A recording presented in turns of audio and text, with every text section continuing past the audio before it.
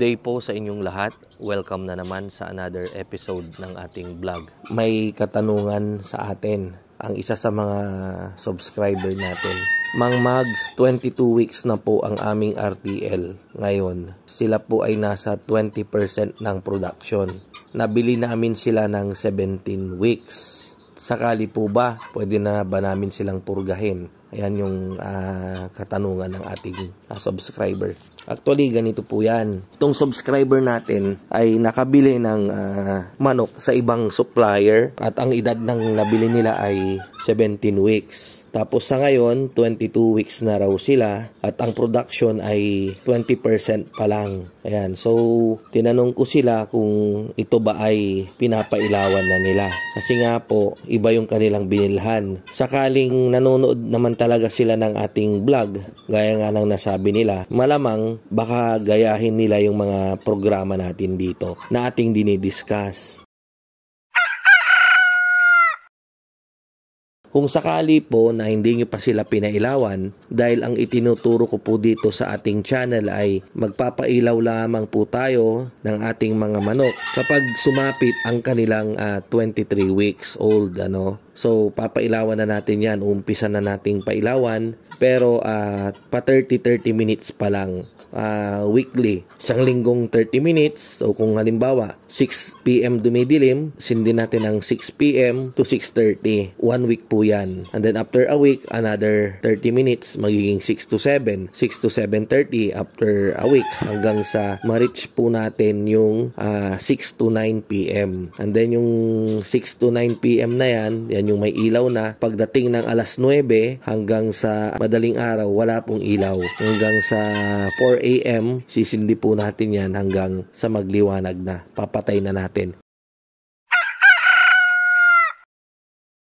Kapag hindi pa kayo nagpailaw, talagang ganyan po talaga yung inyong production at 22 weeks, mga 20% pa lang. Pero once na pinailawan nyo sila, once na nag-start po kayo magpailaw, asahan nyo po, sunod-sunod na pong mangitlog yung mga manok ninyo. Ayan. So, tinatanong ninyo kung pwede na ba silang purgahin? Pwede nyo na po silang purgahin. Andyan din po yung tamang pagpupurga. Panoorin nyo lang sa mga video natin. Dahil yung video po natin ay more than 400 videos na po ang ating na-upload. Every time na may mga katanungan po kayo ay inuulit ko na lang po para ma-refresh yung inyong kaalaman. Ayan, so ganun po, wag po kayong mabahala as long as hindi nyo pa pinailawan, talagang ganyan. Pero once na pinailawan nyo yung edad na 23 weeks, mabilis na pong dumami yan. Pagdating ng 26, 27 weeks, nag-peak na po sila. So wag po kayong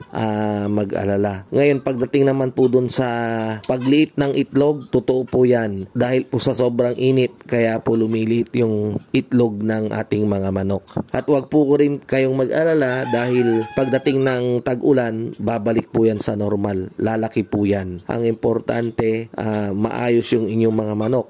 Prone din po tayo ngayon sa sipon, kaya mag-antibiotics po kayo.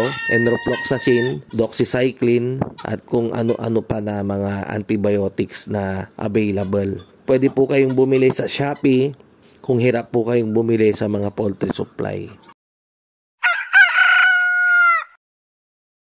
Importante, pag kondisyon na yung inyong mga manok ay maayos po silang mangitlog. Pag may sakit, gamutin po natin sila. At once naman na gumaling sila, mangitlog na naman po sila ng maayos. Yan, yung pagdating sa pag-late ng itlog, huwag po kayong mabahala dahil kapag nag-normal na yung temperature natin, hindi na gaanong mainit, babalik po yan, lalaki rin po yan dahil tatakaw na po sila. Sa ngayon po kasi halos ayaw nilang kumain dahil sa sobrang init, so kaya ganyan po yung kanilang itlog.